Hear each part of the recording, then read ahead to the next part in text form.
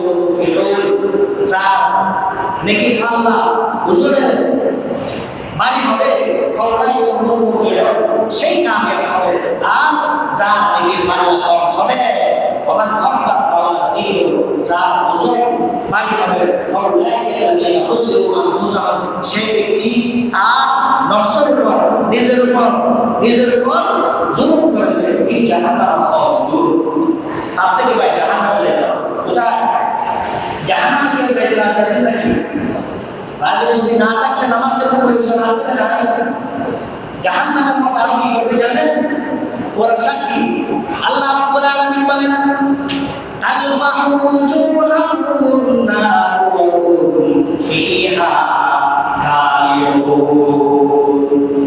আল্লাহ রাব্বুল আলামিন জাহান্নামের আগুন দ্বারা মানুষের চেহারাগুলি এমন ভাবে ভয়াবহ করবে যে মানুষ দেখতে বলে আল্লাহ রাব্বুল আলামিন বলেন, তালফাহু উজুহাহুম নার ওয়া হুম ফিহা খালিদুন। এই আয়াতের সংক্ষিপ্ত করা হলো আমাদের বাড়ির মধ্যে, আমাদের বাসার মধ্যে বাথরুম আছে, পাঁচ ট্রাই করে দেখছেন নি?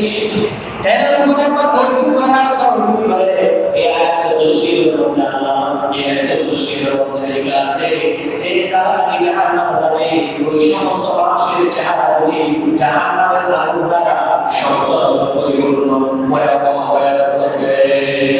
আছে কি আমার এত সুন্দর একটা চেহারা, এত সুন্দর চেহারা, আল্লাহ যদি জাহান্নামের আগুন দ্বারা যদি ওই যে মাছের মতো যদি সাপ দেখা যাবে, মাছগুলো তো এখন করে সাপ হবে, কিন্তু চেহারার মধ্যে এখানে আসছে যে মানুষের দেহের মধ্যে শরীরের মধ্যে সবচেয়ে দামি জিনিস হলো মানুষের চেহারা। এই জন্য চেহারা দিয়ে আল্লাহ এখানে দেখেছেন যে বলেছেন তার কথা উজুর হোক না উজুর হোক অর্থাৎ চেহারা, এই চেহারা দ্বারা পুরোটা শরীর কি জাহান্নামের আগুন দ্বারা দগ্ধ করবে।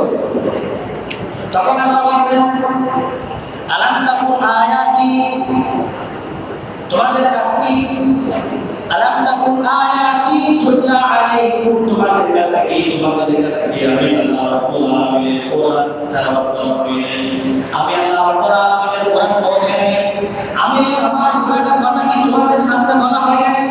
তখন আল্লাহ রাব্বুল আলামিন নিজে জবাব দিলেন, ফাকুতুল বিহা ওয়াসিবুল, সব কিছু ঠিক ছিল, তোমরা কিন্তু মিথ্যাবাদী ছিলা। তুমি কি ছিলা? মিথ্যাবাদী ছিলা, দিনের কথা বলেছিল, গ্রহণ করা না।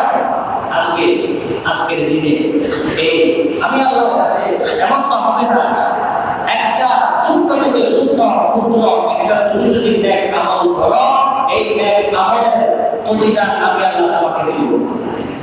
আর পুত্র থেকে পুত্র যদি একটা যদি কাজও করে রাখো, ওই কাজের ফলাফল তোমাকে করতে হবে। তখন মানুষরা জাহান্নামের মধ্যে কষ্ট পেয়ে সহ্য করতে না পেরে আল্লাহকে বলবেন, রব্বানা আখরিজনা মিনহা, হে আমাদের রব, আখরিজনা মিনহা, এখান থেকে আমাদেরকে বের করে দাও, এখান থেকে আমাদেরকে বাইর করো, এই জাহান্নামের আযাব আর সহ্য করা যাচ্ছে না।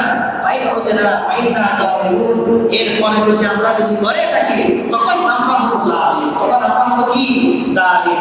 রব্বুল আলামিন কোরআনুল কারীমের মধ্যে বলেন, فيها ولا تكلمون قال استووا فيها ولا تكلمون তোমরা যেখানে আছো সেখানে থাকো ওয়ালা তুকাল্লিমুন আমি আল্লাহকে তোমরা ডিস্টার্ব করিও না আমি আল্লাহর কাছে তোমরা কোনো কথা বলবা না আল্লাহর কাছে যদি আল্লাহ যদি বলে না আমার সাথে কথা বলবি না আমাকে ডিস্টার্ব করবি না কারণ ভাই আছে তখন আল্লাহ বলবেন তোমরা আমার সাথে কথা বলিও না আমাকে ডিস্টার্ব করিও না জান্নাতি একটা দল আছে আল্লাহ রাব্বুল আলামিন বলেন ইন্নাহু কানা ফারিকুম মিন ইবাদি আমার কতজন বান্দা আছে একদল ইয়াকুলু তারা বলতো আমান রব্বানা আমান্না আমাদের রব আমরা ঈমান এনেছি ফাগফির লানা আমাদেরকে ক্ষমা করে দাও ওয়ারহামনা আমাদেরকে রহম করো ওয়া আনতা খায়রুর রাহিমিন তুমি রহম করো আল্লাহ সুবহানাল্লাহ